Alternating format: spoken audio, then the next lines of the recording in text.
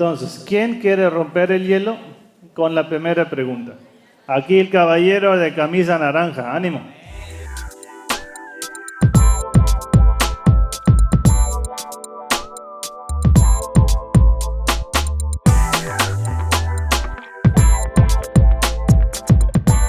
Cuando yo hablé de un nombre, yo decía que era el nombre de un demonio. Y cuando nosotros decimos nombres de demonios, ellos se enteran que estamos diciendo sus nombres y vienen. Por eso siempre que uno deba decir el nombre de un demonio, es bueno añadir que Dios lo ate. Así procuro yo, y sobre todo cuando hablo en público.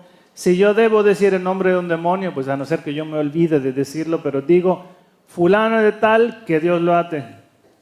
Porque no quiero que diciendo el nombre de ese demonio, yo por desprecio, por vanagloria, ese demonio se entere de que yo pronuncio su nombre y venga y me tiente. ¿Sí? Yo tengo suficiente con lo que es la vida en sí. Ahora que venga otro demonio y me friegue, pues no, gracias. Entonces, ese nombre es un nombre bíblico. Yo no voy a decir ese nombre, pero comienza con una L. Y luego sigue una I. Y viene una L. Y sigue otra I. Y podría terminar en una T, tú sabrás. Ese nombre, a veces yo encuentro que hay mujeres que les dieron nombre de pila de ese fulano. Digo, ¿cómo es posible? Pero ¿cómo es un nombre que sale en la Biblia? Pues se lo pusieron. Ese no, suena bonito ese nombre porque ese es el nombre del fantasma de la noche, también se dice así, es el demonio del desierto, pero igual es el demonio de la lujuria. Demonio de la noche porque la lujuria ataca más en la noche. La lujuria ataca más en la noche porque es el demonio de la noche, el demonio de la lujuria. Y este es su nombre y yo ni siquiera lo quiero pronunciar. ¿De acuerdo? La tentación de la lujuria, ¿cómo se enfrenta? Se enfrenta no enfrentándola, sino huyendo. Es la única tentación que se enfrenta huyendo. O sea, lárgate del lugar de la persona, de la ocasión. Sal corriendo. Porque no vas a resistir. Como eso ataca el sistema hormonal y el sistema hormonal apaga la razón, es tan fácil caer en ese pecado. Pero igual, cuando caigo en un pecado sexual, luego viene Satanás y me ataca ¿con qué? Con la pena. Porque ¿cómo le voy a decir al Padre eso? Ay, qué vergüenza que yo haya hecho eso. Y le voy a decir al Padre que le levanté la falda. Entonces, ¿cómo se confiesan los pecados sexuales? Miren, hermanos. Tú no eres el inventor del peor pecado que se haya cometido. No, seguro que el pecado que cometí es nuevo. No. Los pecados capitales son 7 y no hay más. Y cuando tú dices un pecado sexual en la confesión, tú dices el qué y no el cómo. Ay, padre, es que el otro día salí con mi novia y como que luego me tomé un whisky y luego le levanté la falda y estaba acariciando sus labios. Dios mío, cállate la boca y no me des ideas. Para la paz del confesor y no le des ideas, está prohibido describir el pecado sexual. Ay, con eso ya me quitaste una tonelada encima, pero obvio, tú no solo que tú no debes, está prohibido por ley de la iglesia describir el pecado sexual. Se dice el qué. ¿Qué cometiste? Un acto impuro. Y no se dice nada más. Para que te quede claro, está prohibido describir los pecados sexuales en la confesión. No le des ideas al Padre. ¿Tú crees que es fácil sentarse a escuchar las cochinadas que hacen ustedes? ¿Tú crees que esto es fácil y agradable? Para que luego uno quede perturbado. Prohibido describir. Entonces, ¿cómo se confiesa un pecado sexual? Los pecados sexuales en su género, en su especie, son 5. No hay más que 5 maneras de pecar contra la santa pureza. Con un pecado solo que se llama masturbación. Con una persona casada que se llama adulterio. Entre 2 personas no casadas que se llama fornicación. Con una persona del mismo sexo que se llama homosexualismo. Con un animal que se llama bestialismo. No hay más manera de pecar en el 6º mandamiento. Habrá especificaciones que lo hice con una persona menor de edad, que lo hice con fuerza, que se llama violación, que lo hice en estado de borrachera, ¿de acuerdo? Pero las 5 maneras son esas. Yo solo masturbación, con una persona casada, adulterio, 2 personas no casadas, fornicación, con una persona del mismo sexo, homosexualismo, para hombres o mujeres es lo mismo, homosexualismo, y con un animal, no hay más. Y así lo dices en la confesión. Padre, he pecado contra el 6º mandamiento, cometiendo 2 actos impuros con una persona no casada. Se entiende que es del sexo opuesto. Porque si fuera del mismo sexo, debes decir 2 actos impuros homosexuales. Y nada más, y sigues adelante. Pero no tengo que decir en qué lugar nos encontramos, no tengo que decir cuál era el foreplay, no. Hasta ahí y sigues adelante. Eso te lo digo también para tu salud mental, porque luego ustedes se crean unos enredos mentales. Y no pueden dormir 3 semanas porque se tienen que confesar. Pues, ¿qué problema hay? Te masturbaste 2 veces y ya, y te levantas y sigues adelante, pero no te quedes ahí deprimido, porque todo acto sexual comporta su momento de depresión. Por la descarga hormonal que hay en el acto sexual cuando termina, hay depresión, tristeza, bajón. Para que Satanás no venga y aproveche para meterte angustia y depresión. Por este motivo. Se confiesa así de sencillo como te lo acabo de decir. Y adelante, ¿qué otro pecado tienes? ¿No quieres saber nada más, Padre? ¿No? ¿Qué otro pecado tienes?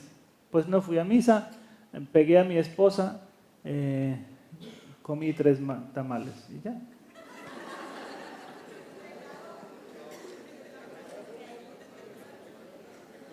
¿Quién sigue?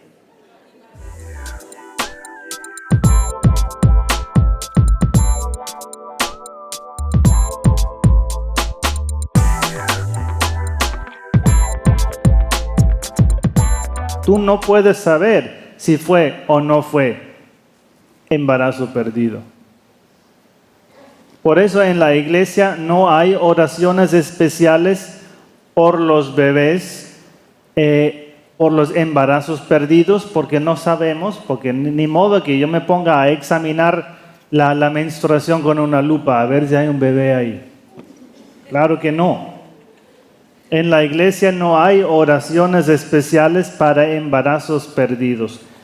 Yo elevo oraciones a Dios pidiendo que Dios acoja el alma de un bebé cuyo embarazo se perdió con certeza, porque ya estaba en mi 3er mes, ya estaba en la 2ª semana, ya tenía yo prueba de que yo sí estaba en embarazo. Pero si el óvulo es expulsado en el 1er día, 2º día, algo pasa, ni te enteras. Entonces hay gran diferencia entre la terminación voluntaria y la terminación espontánea del embarazo. A lo que yo quería llegar en la charla fue el acto de rechazo de amor debido.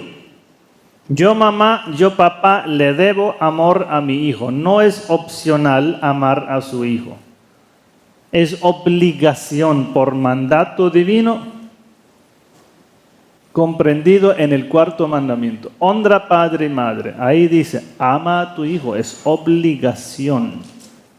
No es opcional. Quien rechaza a su hijo falta al cuarto mandamiento. Quien lo mata falta también al quinto mandamiento. Y obviamente, pues, tal vez también has pecado en el sexto mandamiento. ¿Sabes qué? Yo creo que era en Fátima que la Virgen dijo que quien aborta falta a los 10 mandamientos. Es para reflexionar. El dinero que yo malgasto en un aborto. Las mentiras que me he hecho para cubrir mi embarazo que no... ¿sí? Y no quiero echarle la culpa solo a la mujer, porque obviamente también está el varón que paga. Y quien paga por un aborto, pues se echa la maldición de la pobreza. Quien obliga a su mujer a abortar, las maldiciones que se echa. Es impresionante. En el libro mío, que ahora, bueno, no lo tengo aquí para mostrar, sobre el único libro que yo manejo, el Ayúdanos en la batalla, hay una oración en el párrafo 70 y en el párrafo 71 con la fórmula de bautizo para un niño, ese mero, cuyo embarazo fue perdido, y los pasos que debe dar una mujer que ha abortado y un papá que pagó, que obligó, que propuso abortar.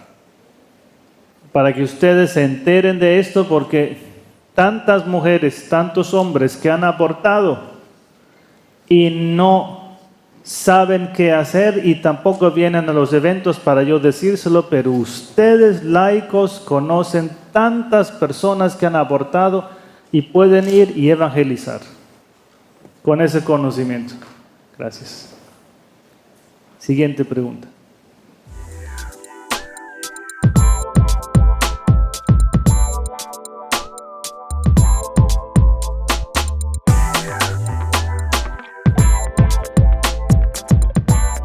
La burocracia en la iglesia.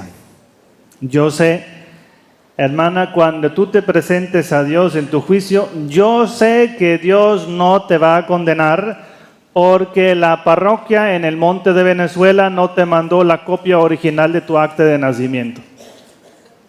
Pero como la curia de San Diego pidió ese documento, y además lo querían con el sello del dedo índice del Papa Francisco de Roma, y si no le echas agua Colonia 4711 no te la van a recibir. No, estoy exagerando, pero esa es la exigencia de las oficinas. Una cosa es lo que la instancia burocrática de la iglesia te pide, otra cosa es lo que Dios dice cuando te juzga. Porque si la parroquia del monte en Venezuela no te manda el documento, tú no te vas a condenar. Tú vas a hacer todo lo posible para cumplir con los requisitos que te pone la curia episcopal para tu caso de regularización o el caso de nulidad matrimonial. Si humanamente no se pudo. Hermanos, yo les hablé de mis papás y se lo dije en mucha confianza, porque yo sé que ustedes no se van a burlar de esto, porque el divorcio de mis papás ha sido lo más doloroso en mi vida. Lo más doloroso que pude haber en mi vida, el divorcio de mis papás a los 4 años míos. Pero yo estoy seguro que el matrimonio de mi mamá con mi papá fue nulo, porque no se casaron con libertad, fueron obligados por sus papás a casarse, porque qué vergüenza que la niña está en embarazo. Pero mi mamá no es capaz de llevar a cabo un proceso de nulidad. ¿Tú crees que mi mamá se va a condenar? Porque yo sé que ella es incapaz. Ella no se va a condenar por eso. porque Dios sabe de qué cosas soy capaz yo. Y si Dios es así de misericordioso, yo no me voy a desanimar cuando instancias de hombres me obstaculizan el camino. Sí, como cuando yo pertenecía a una comunidad, quería ir a una diócesis en Colombia, y el vicario general de esta diócesis dijo: yo no acepto la carta que mandó el padre, porque si es religioso, pero yo solo acepto cartas de obispo, no acepto cartas de superiores religiosos. El obispo tuvo que intervenir y explicarle a este vicario general tan cerrado, tan rígido, que si es diocesano, obispo; si es religioso, superior religioso. Pero el vicario general no quiso acceder, el obispo lo tuvo que corregir. Entonces, hay instancias del gobierno que te lo hacen imposible, pero Dios no. Dios está por encima de la cuadratura de los hombres. Amén. ¿Quién sigue?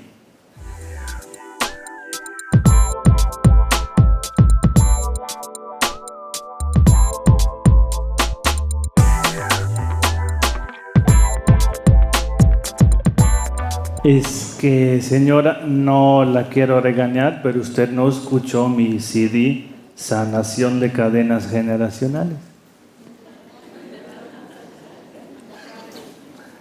En ese CD les explico cómo se rompen cadenas generacionales.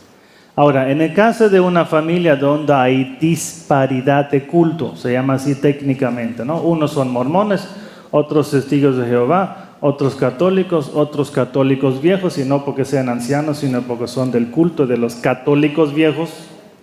Otros son luteranos, otros son bautistas, otros pentecostales. Dios mío, ¿quién se va a poner de acuerdo ahí? Nadie.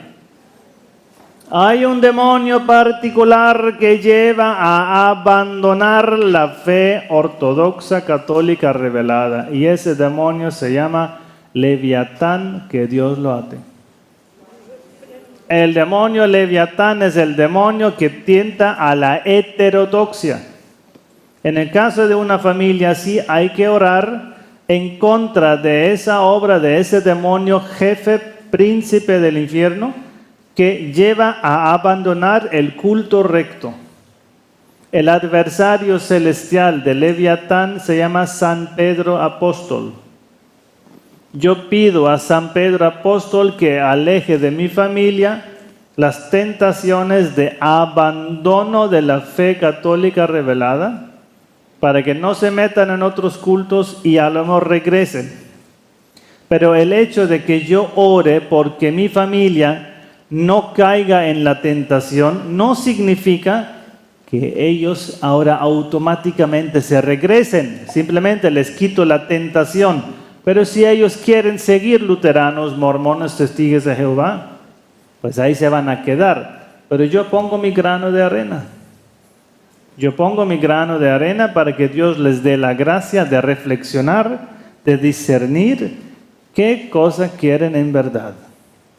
Porque yo no me voy a ser luterano solo porque un tal demonio me tentó, porque me cae bien el culto, porque cantan bonito allá. O sea, eso no es motivo para abandonar la fe católica, porque allá cantan bonito y acá cantamos más o menos. No, o sea, pero hay personas que sí. Hay personas tan superficiales que dicen: es que allá cantan más bonito, voy allá a ese culto. Y no piensan más profundo porque fueron tentados por ese demonio. ¿De acuerdo? Siguiente pregunta.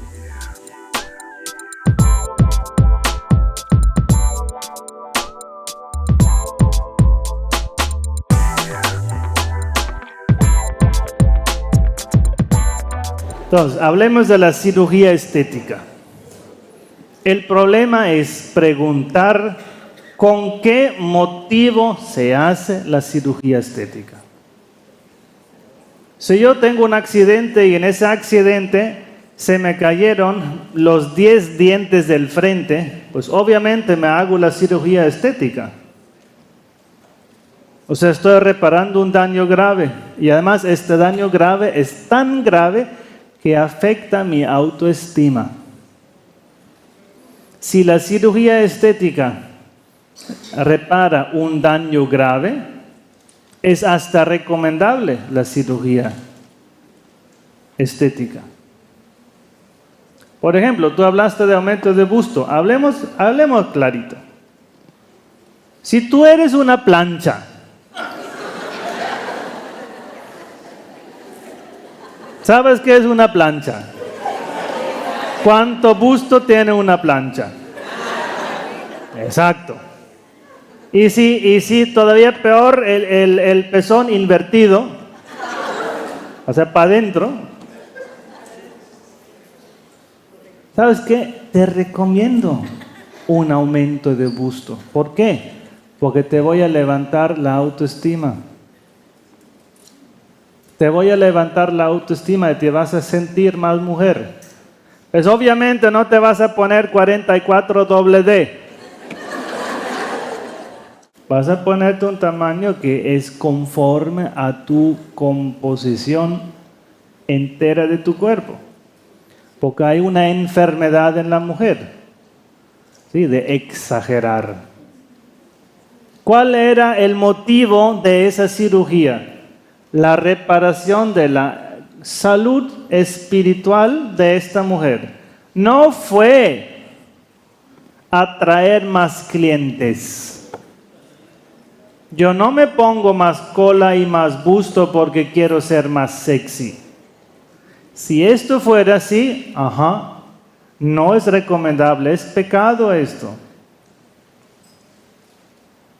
Pero si yo tuve una mastectomía, porque tuve cáncer, vamos a dejar a esa mujer así, que se haga la cirugía para reparación de su integridad física y que se ponga un busto, porque le estoy ayudando a sentirse mujer íntegra y sana. ¿La voy a dejar sin busto porque la pobre le dio cáncer de mama? No, que se haga la cirugía estética. Hay personas que se hacen cirugías para bajar de peso, como por ejemplo un bypass gástrico. Cuando tú te haces una cirugía tan grave, por ejemplo un bypass gástrico, tú bajas de 140 bajas a 50 kilos y es irrecuperable. Cuando una mujer baja de 140 a 55 kilos, pierde todo. Cachetes, doble mentón, busto, cero cola, nada. Un cerrillo.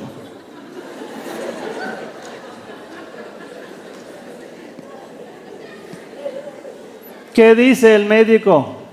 Mira, vas a pasar 2 años y cuando han pasado 2 años te haces la cirugía estética para que te volvamos del estado de cerillo al estado de mujer.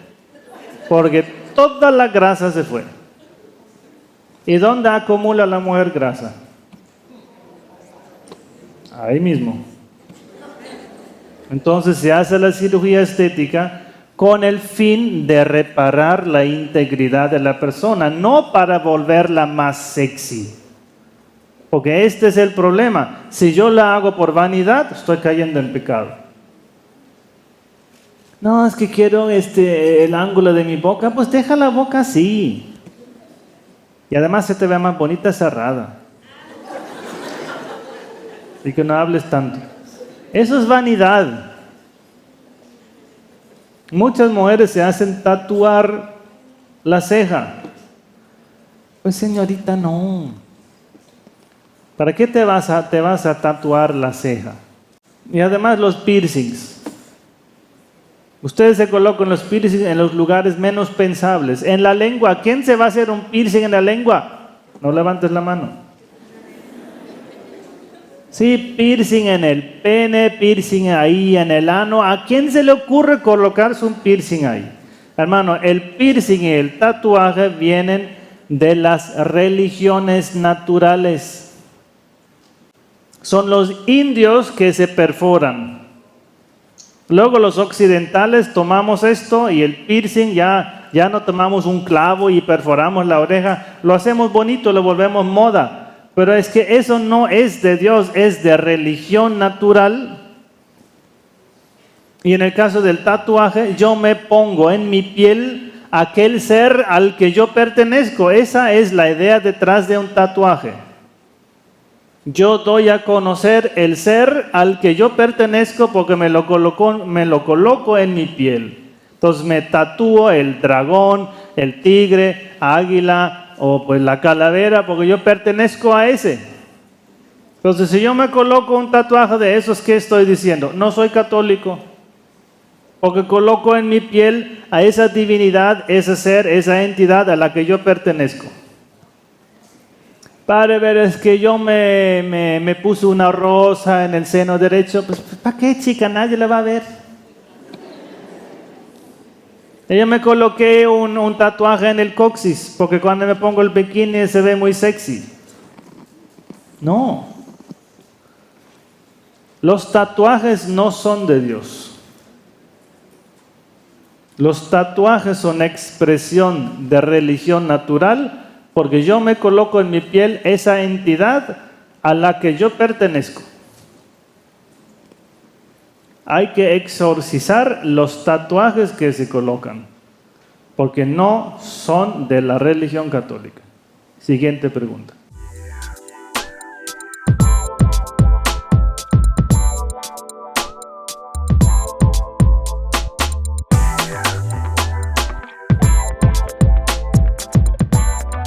Para todo niño que nace fuera del matrimonio es maldición.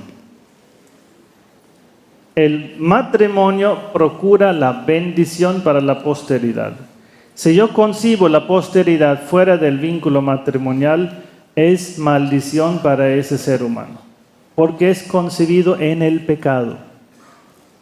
Y yo no quiero ser concebido en el pecado, yo quiero ser fruto del amor y de la bendición de Dios. Pero si mis papás no se comportan como es, generan maldición.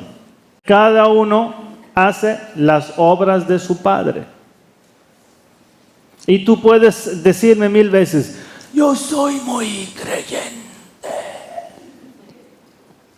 Y invoca a la Virgen de Guadalupe. Pues hermano, puedes ser muy creyente, pero muy practicante no eres. No me vengas con ese cuento de que tú eres muy creyente, porque no eres nada practicante. Cada uno hace las obras de su Padre. Y si Dios es mi Padre, yo hago las obras de mi Padre. Y mi Padre dice, mandamiento 1 al 10. Y Jesucristo dice a los fariseos en Juan 8, ustedes fariseos son hijos del diablo, porque ustedes hacen las obras que hace el diablo, porque me quieren asesinar a mí, que les he venido a decir la verdad. Cada uno hace las obras de su padre. Si Dios es mi padre, hago las obras de Dios. Si Satanás es mi padre, hago sus obras. Y aquí cada uno se tiene que examinar. No importa mucho si la abuela ya está fallecida o no. Mejor para el abuelo porque ahora dice, uff, ya por fin. Pero la maldición se generó. Y la única manera de quitar la maldición es generar bendiciones con santidad de vida. Que los hijos vivan en la santidad en la que no vivían los abuelos. Que los nietos vivan en la santidad en la que no vivían los abuelos. Y así se vence la maldición con la bendición. Siguiente.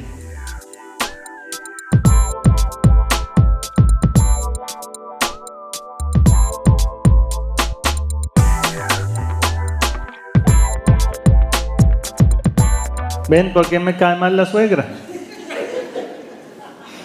Les tengo que contar mi chiste sobre la suegra. ¿Están preparados para el chiste sobre la suegra? Sí. Aquí hay suegras. Sí. Y les cuento el chiste de la suegra. Sí. Entonces, si a tu lado está sentada una suegra, le amarran las manos, por favor, para que no me tire su bolso. Ahí les va, ahí les va. ¿Ustedes sabían que todas las suegras van al cielo? Oh, todas las suegras, hermanos, van al cielo. ¿Y saben por qué? Porque ni el diablo las quiere.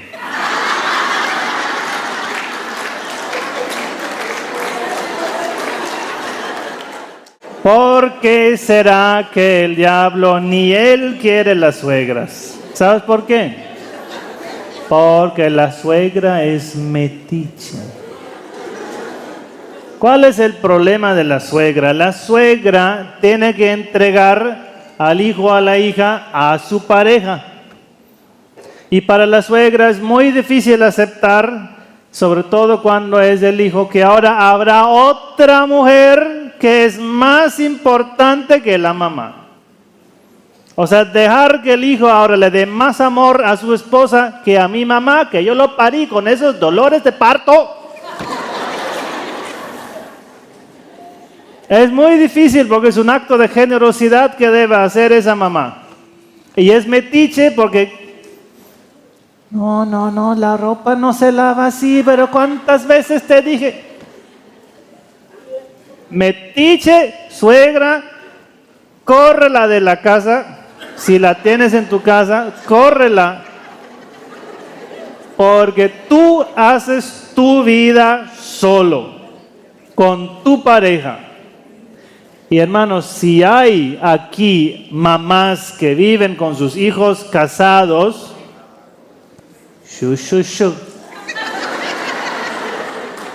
eso no se hace. Porque si vives con el hijo que tiene su esposa, la pobre esposa siempre va a decir, uy, ahora me va a regañar. O sea, tú eres la rival y tú tienes que entender esto. La mamá que vive con el hijo casado es la rival de la esposa. Y no es bueno. Tienen que vivir aparte, su departamento aparte, su casa aparte, vivir en otra ciudad, porque son un nuevo núcleo familiar. Por eso deja el varón padre y madre. O sea, la escritura dice, deja. Y la suegra dice, no. Por eso la suegra me cae mal. La suegra tiene que entregar al hijo, a la hija. Y dejar que forme su núcleo. Ahí les va este caso con el que yo me encontré. En Medellín, Colombia. Una pareja, los dos poseídos. ¿Y por qué poseídos? Porque la mamá del varón es bruja. Y lo entregó al diablo. Y además dice, yo le di de mi menstruación a mi hijo para que se quede conmigo porque el hijo es mío. A la pareja de los dos les entró tan fuertemente esta maldición de la mamá porque tenían sexo prematrimonial. Y la relación prematrimonial no está permitida. Les entró tan fuertemente esa maldición de la suegra, de la mamá del varón, que quedaron requete poseídos. En la oración que yo les hice, el varón estaba poseído de 13 demonios.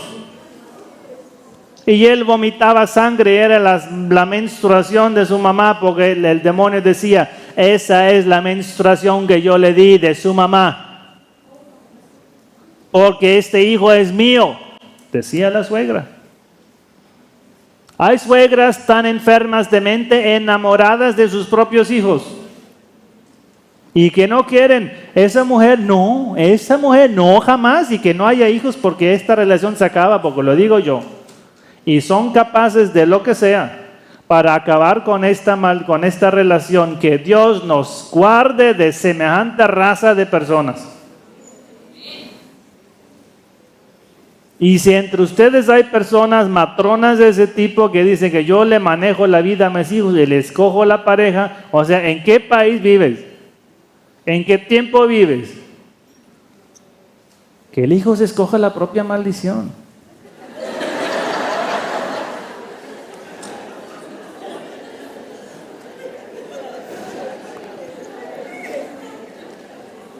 No hace falta que se la eches tú. Siguiente.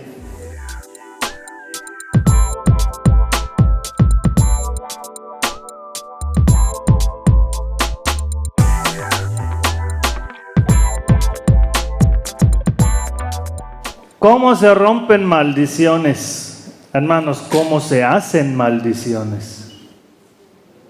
¿Cómo se hace una maldición? ¿Ustedes qué saben? Ya les dije brujos, ni cuenta se dieron. Una maldición se lanza diciéndola con la boca. La maldición es poner en palabras el mal deseo del corazón. La maldición es que surja del corazón la maldad y pase por la boca. Que se te caiga el pelo. Aquí hay muchos malditos.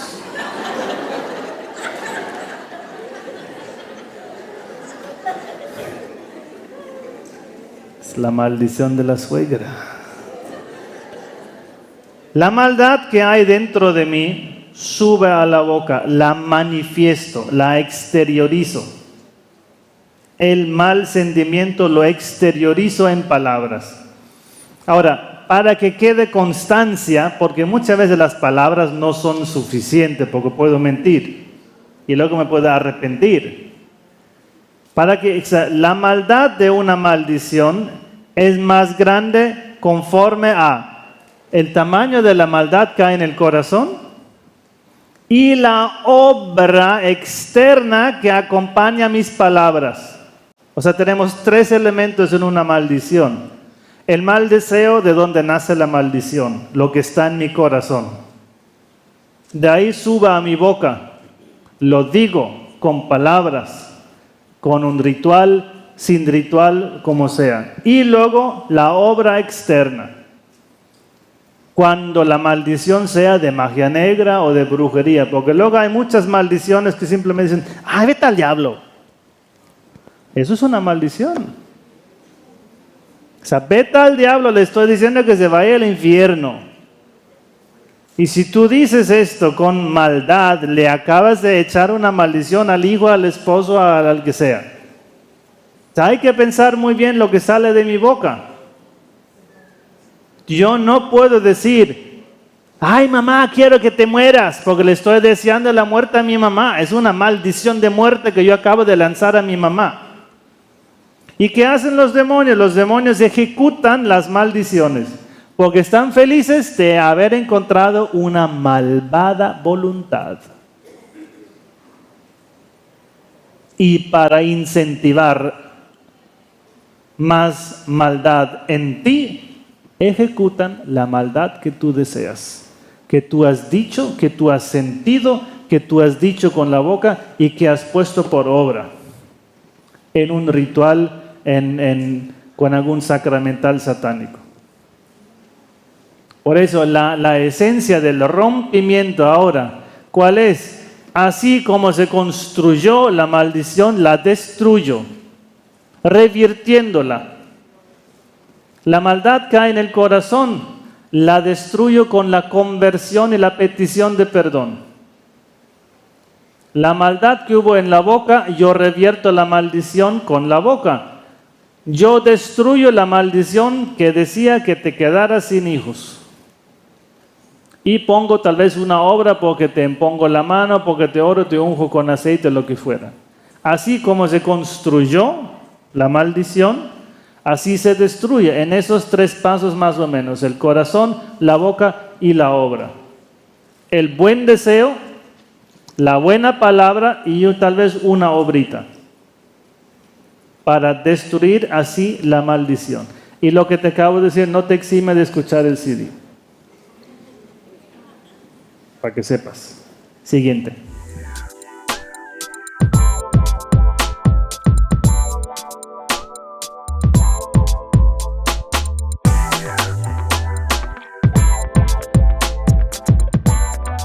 No hay persona más importante para ti que tu pareja. Y no hay obligación por encima de tu pareja. Tú no puedes decir, ay, fíjate que mi mamá está enferma, voy a Sinaloa a cuidarla. No, tú tienes a tu esposo. Y tu esposo tienes a tu mujer. Mujer, vamos a ir a mi casa para cuidar a mi mamá. Porque mi mamá es nada más grande que mi mamá. No, mijito, ya córtale el cordón umbilical que te une a tu mamá. No hay mujer más importante que tu esposa.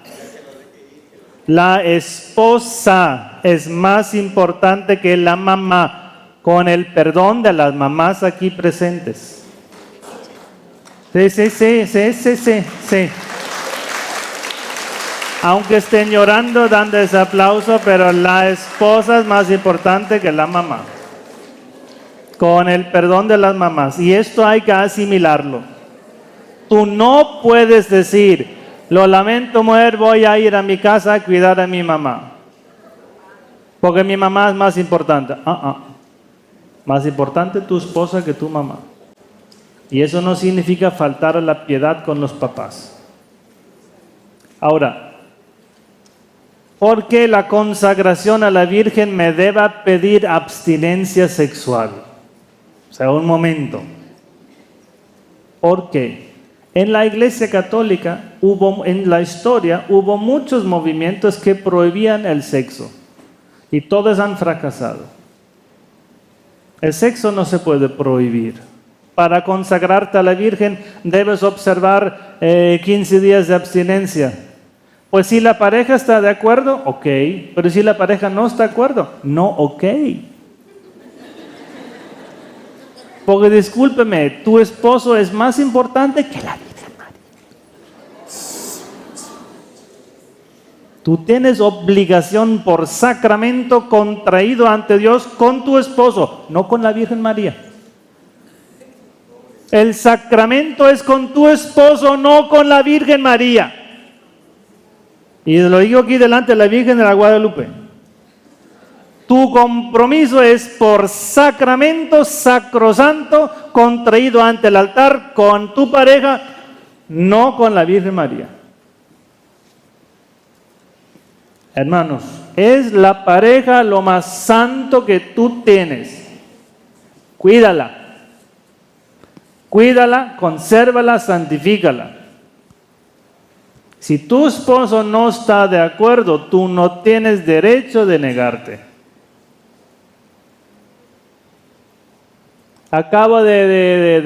Estoy en mis días, pues no es que el pobre se aguante porque estás en tus días. Tienes derecho, porque hay causa grave, hay un malestar. Pero si no hay malestar, ayúdale a tu esposo, porque si no, si él ahora se masturba porque no se aguanta, porque no tiene el hábito de la castidad, tú tienes culpa 50-50.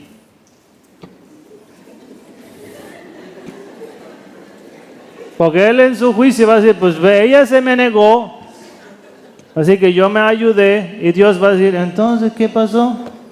Es que me estaba consagrando a la Virgen. Ay, chiquete, ¿qué es eso?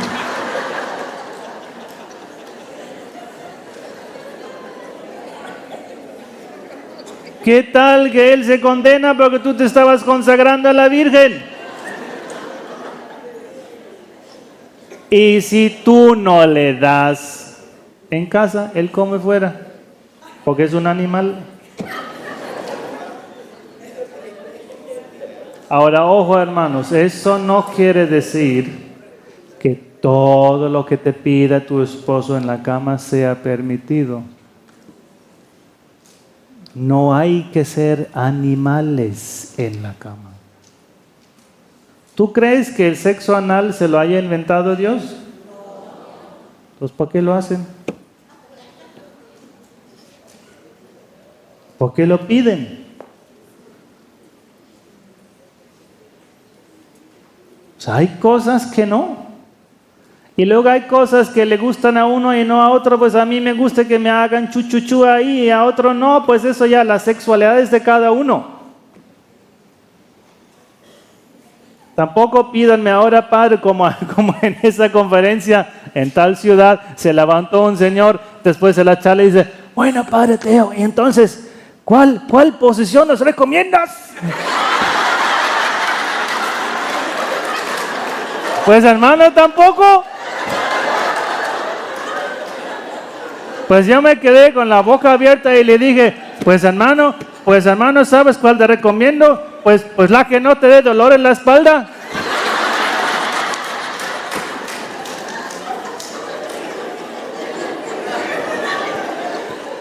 Pues tampoco nos vamos a meter en tu cama a mirar qué haces, porque la sexualidad es de cada uno. Pero hay ciertas cosas que no son. Hay un límite, hermanos. Y tú mismo debes saber dónde está el límite. No te animalices con ese acto. Ese acto no puede ser excusa para hacer lo que uno le nazca. No es así. Es la debilidad más grande del ser humano, es lo más difícil de dominar, hermano. Practica lo que dice el libro de la sabiduría cuando da consejos a los jóvenes, que dice, joven, sé casto lo más que puedas. Lo más que puedas. Tú no necesitas cremitas, juguetes, pastillas, películas, no, hombre. Si tú le das cuerda a todo esto, no hay límite. Los pedófilos pasaron por toda experiencia sexual que hubo y al final terminaron con el niño como objeto sexual, porque por enfermedad no fueron capaces de ponerle límite. Heterosexuales, homosexuales, fetiches, todo lo han practicado y al final descubren al niño como objeto de su sexualidad. Es una enfermedad.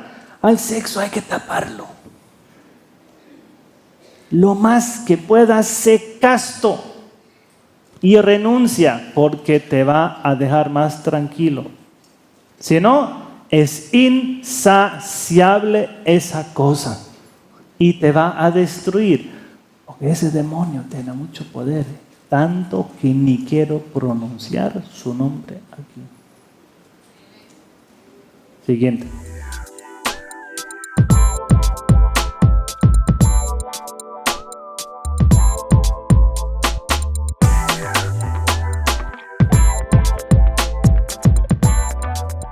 Qué pregunta tan buena me hiciste. Mira, en la iglesia la doctrina es esta. Nosotros no podemos sustituir el rol de la mujer y el rol del esposo. Yo no puedo decir, esposo, dame tu semen para luego yo trabajarlo en el laboratorio.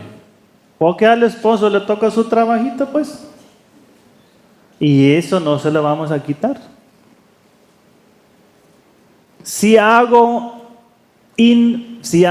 fertilización in vitro, si hago inseminación artificial, hay una diferencia profunda. Inseminación artificial significa, yo tomo una jeringa y como el semen pues no llega porque estos espermatozoides están un poquito flojitos, lo inyecto hacia el lugar del encuentro entre óvulo y espermatozoide para ayudar a que el espermatozoide llegue. ¿Cómo obtengo el semen? Ese es el problema, porque la masturbación no está permitida. La iglesia te dice, vas a usar un condón perforado para tener el acto sexual normal, perforado para que pase algo de semen, para que haya apertura en ese acto, y en el condón inmediatamente recoges el semen y lo congelas y lo entregas al doctor, que luego hace la inseminación. Eso está perfectamente permitido. La inseminación. No está permitida la fertilización in vitro. ¿Por qué no? La fertilización in vitro, ¿qué hacen? Toman, por ejemplo, 6 óvulos tuyos. ¿Sabes lo doloroso que es extraer 6 óvulos? Hazlo, luego me cuentas. Ajá. Lo doloroso que es extracción de óvulos. Fertilizan los 6 óvulos y dicen, bueno, pues Te vamos a implantar primero 3 y luego otros 3 a ver qué pasa. Porque el problema es que tu útero acepte los óvulos fertilizados. Normalmente se requieren varias sesiones. Una sesión de 6 de 6 o hacen sesiones de 12 en 12, lo que sea. ¿Qué significa? Que cuando fertilizan 12 óvulos tuyos, automáticamente eres mamá de 12 hijos. Tienes 12 hijos y ahora están en el laboratorio en una cosita de estas. Tienes tus 12 hijos. Luego te los implantan y tu cuerpo rechaza la primera tanda entera. Eres mamá de 12 hijos muertos. Se hace la segunda tanda, otros 12. Ahora eres mamá de 24 hijos. A lo mejor te van a implantar de 3 en 3 en 3 para ver si aceptas. Luego quedas en embarazo con, digamos, la segunda tanda, los primeros 3. Quedas en embarazo con 1 porque 2 fueron rechazados. ¿Cuántos hijos tienen que morir para que tengas 1? O sea, ¿escuchaste bien tal como lo formulé? ¿Cuántos hijos tienen que morir para que tú tengas 1? O sea, tú estás dispuesto a sacrificar X cantidad de niños para que tengas 1. Por eso la iglesia dice, no vamos a sacrificar de 12 en 12, de 10 en 10, de 5 en 5 a esos bebés para que tú tengas 1. No. Si el bebé fue abortado espontáneamente, pues ya la naturaleza habló. Pero yo, ser humano, provocarlo porque te fertilizo de 12 en 12 en 12. Porque ¿qué tal llegas tú a tu juicio personal, el día del juicio final, y tú llegas a una asamblea así, y tú dices, ¿y qué hacen todos ellos aquí? Y dice Dios, ¿son tus hijos? ¿Qué? Yo fui mujer casta. No, hiciste fertilización in vitro, todos ellos no nacieron.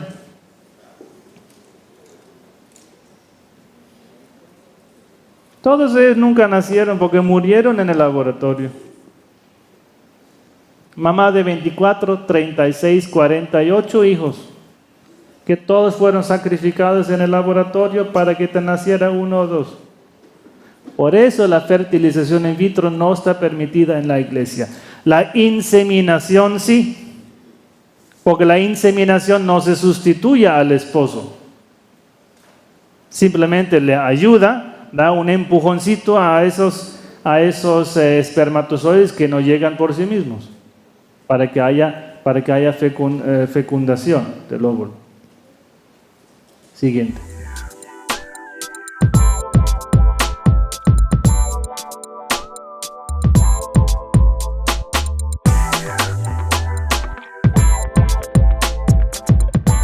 A ver, ¿qué le decimos a esa mamá? 1. Las cosas del pasado difícilmente se reparan. ¿Ya te casaste? Pues, ¿por qué accediste a casarte? Fuiste forzada por X motivo, ¿de acuerdo? Matrimonio nulo. Sacramento no hubo, casada no estás. Ahora, no me hablaste del varón. A lo mejor el varón sigue ahí, a lo mejor el esposo sigue, a lo mejor ya la dejó, no sé. Pero casada nunca estuviste, porque nunca hubo libertad en el consentimiento. Y la nulidad del matrimonio se da cuando hay vicio en el consentimiento. El vicio del consentimiento vuelve nulo un matrimonio. Los hijos que reclaman, pues miren, que los hijos dejen de hacer el berrinche, que se pongan en los paños de su mamá y sepan lo que haya sido el sufrimiento de su mamá. Porque luego los hijos pueden llegar a amargarse tanto que su amargura es pecado. Te voy a contar ese caso, rapidito. Ese joven de Bogotá, a los 15 años es abandonado de su papá. Vive su vida muy enojado con papá. Se casa, hermosa mujer, le nacen 2 hijas hermosas y a los 45 se vuelve alcohólico porque no aguanta la rabia con su papá. Por su alcoholismo se divorcia, pierde a sus 2 hijas y repite lo mismo que hizo su papá con él. Abandonó a sus 2 hijas de 15. ¿Y cuál fue su excusa? Es que papá me abandonaste cuando tenía 15. ¿Y eso te da el derecho de repetir lo mismo con tu señora y con tus hijos? Estúpido. Perdona a tu papá y vive tu vida feliz. Perdona a tu papá y no repitas el mismo pecado que cometió él. Porque él te abandonó a ti, tú abandonaste a esposa y a hijas por tu alcoholismo, porque no eres capaz de perdonar a tu papá. No es así. Los hijos que se dejen de su berrinche y amen a mamá y amen a papá, están obligados. La pobre mamá mía, que tuvo que aguantar a un papá muy difícil, pues el mío, y unas circunstancias muy difíciles. Ella ha tenido que sufrir demasiado. Yo ahora para reclamarle, a lo mejor yo tengo dolor, a lo mejor no fue la mejor mamá, quién sabe, pero no me da derecho de reclamarle. Yo la tengo que amar, tengo obligación de amar a mi mamá. Perdonarla, entregarla a Dios y no tenerle rabia. Hermanos, 2 preguntas más y vamos al intervalo para la misa porque se nos va el día. Pero qué interesantísimo escuchar sus preguntas, sus inquietudes. Me gusta mucho ese diálogo porque yo así los conozco y sé cuál es la problemática que ustedes viven. Dígame.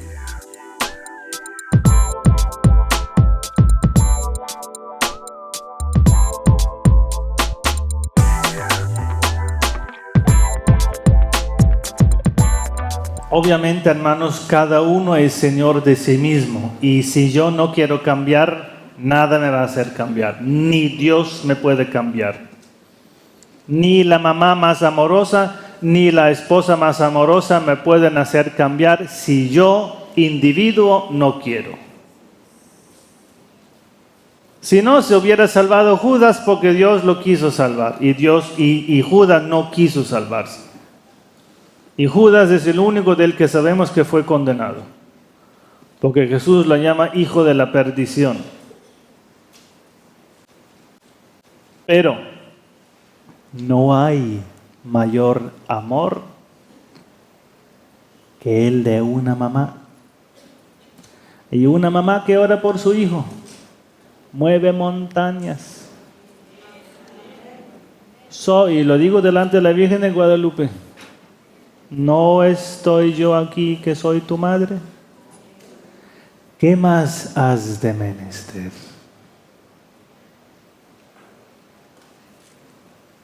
Ella me tiene el amor más grande. Y si lo único que sana es el amor, y no hay más amor que el de una mamá, pues la mamá es la que tiene más poder sanador. Y esto es muy importante tenerlo en cuenta. Tu mamá tienes un grandísimo poder sobre tu hijo cuando tú oras con insistencia y sin angustia. Última pregunta.